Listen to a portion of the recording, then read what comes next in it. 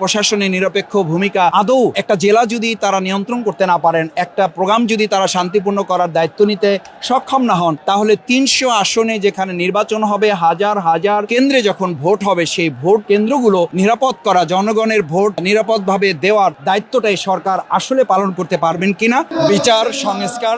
Peer পদ্ধতি, তারপরে আমাদের প্রবাসী যারা ভোটার আছেন তাদের ভোট নিশ্চিতকরণ, এরপরে জুলাই সনদের ব্যাপারে আমরা জুলাই মাসে এই সনদ যাতে দেওয়া হয় সে ব্যাপারে আমরা অন্তর্বর্তীকালীন সরকারের কাছে দাবি জানানো হবে এবং আগামী দিনে একটা অন্তর্বর্তীকালীন সরকারের অধীনে সুষ্ঠু, নিরপেক্ষ, অবাধ, অংশগ্রহণমূলক নির্বাচনের জন্য সবচেয়ে বড় প্রত্যাশা জনগণের লেভেল প্লেইং ফিল্ড। আপনারা নিশ্চয়ই খেয়াল করেছেন জনগণের মধ্যে ইতিমধ্যে একটা আতঙ্ক বা উদ্বেগ, উৎকণ্ঠা তৈরি হয়েছে যে বিগত দিনের মতো আবার কোনো হাসিনা মার্কা নির্বাচন অবৈধ অস্ত্র, পেশি শক্তি এবং লুটতরাজ এবং কালো ভোট, জাল ভোটের মাধ্যমে কালো টাকা ছড়াছড়ির প্রয়াস আবার কেউ করেন কিনা। বিশেষ করে গত কয়েকদিন আগে আমাদের গোপালগঞ্জের একটা রাজনৈতিক দলের যে পদযাত্রা ছিল সেখানে যে ন্যাক্কারজনক হামলা হয়েছে, এর কারণে উদ্বেগ আরও বৃদ্ধি পেয়েছে যে প্রশাসনের নিরপেক্ষ ভূমিকা আদৌ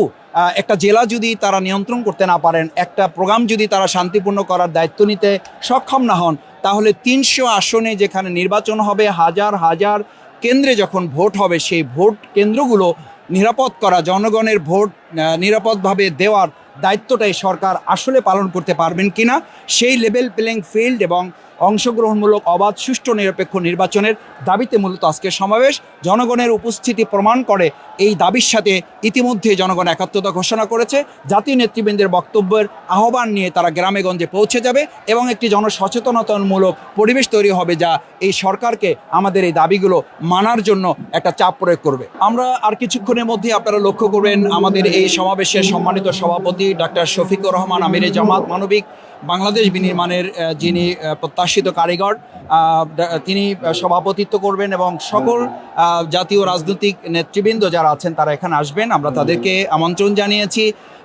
আমরা আশা করছি ইতিমধ্যে অনেক আমরা একই দাবি নিয়ে ভিন্ন ভিন্ন মঞ্চে কথা বলা হচ্ছে, তবে আমি আশা করছি সকল ফ্যাসিস্ট বিরোধী আন্দোলনে যারা লড়াই করেছি আমরা একসাথে, তারা সবাই আজকে এখানে উপস্থিত হবে।